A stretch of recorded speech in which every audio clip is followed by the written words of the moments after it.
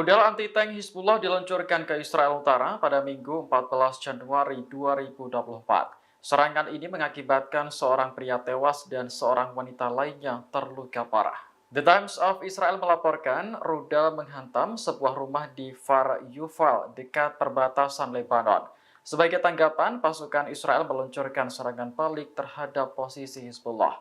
Lokasi yang dihantam jet tempur termasuk pusat komando dan sasaran militer milik kelompok tersebut. Pada hari yang sama, Hizbullah juga menembakkan rudal ke arah Misgaf Am dan Goren. Namun tidak ada kerusakan yang dilaporkan karena seluruh rudal mendarat di area terbuka. Diketahui ketegangan antara Israel dan Hizbullah meningkat sejak perang di Gaza meletus. Kedua pihak terlibat baku tembak di perbatasan hingga menelan korban jiwa. Akibatnya, sebagian besar penduduk di Israel Utara terpaksa mengungsi demi keamanan. Download Tribun X sekarang, menghadirkan lokal menjadi Indonesia.